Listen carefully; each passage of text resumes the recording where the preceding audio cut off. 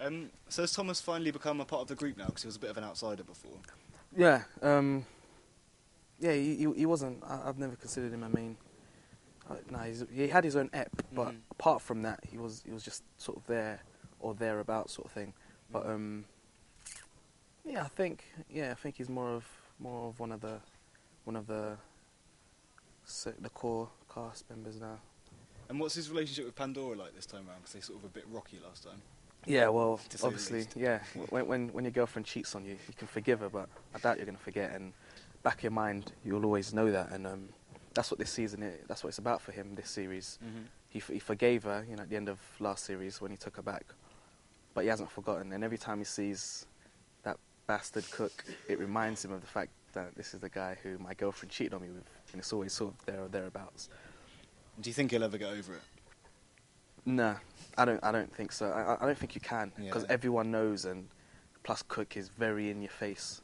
So he tried to do the mature thing and sweep it under the rag and take her back, but you'll find in the first ep he just can't do it. And do you think Pandora and Thomas are meant to be together? That's a tricky one. I think initially it looks like a match made in heaven because he's attracted to her innocence and she likes him because he's just happy to be in the country, and that rubs off on her because she's sort of a happy character herself. But after what happens to them, these things test a relationship, and I don't think either of them are mature enough to push it all to one side. It'll keep surfacing. So if him and Pandora didn't last, do you think it's likely he'd hook up with anybody else?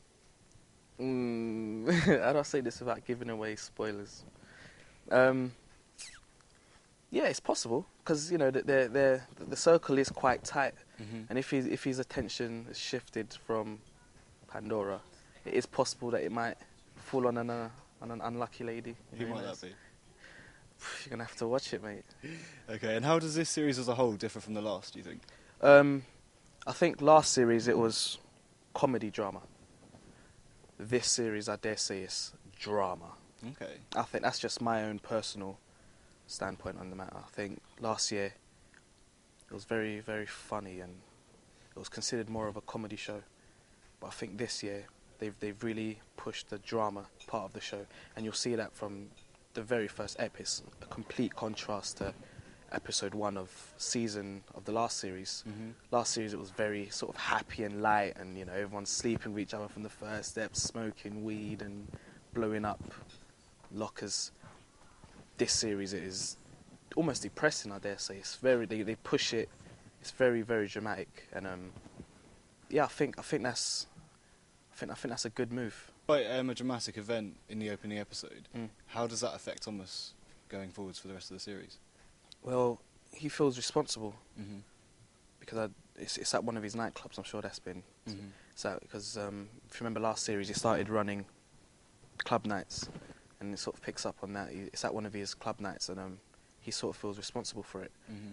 So that affects him, and he starts to challenge the people around him, his family, his friends, stuff like that.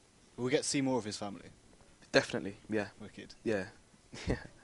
And what do you think of the producer's decision to sort of axe the cast again, to start again? Yes, it's a brave one. It'd be interesting. It will be interesting to see how the audience take to the new cast. Because I remember at the beginning of filming the 4th series, the producer said to us, when you lot were cast, people never wanted you lot. That's how good a job the last cast done. When we recast again, we want them to say no, forget these new people, bring back the previous cast. If they don't do that, then you just haven't done your job well enough. So we'll do our best to make sure the next cast aren't liked.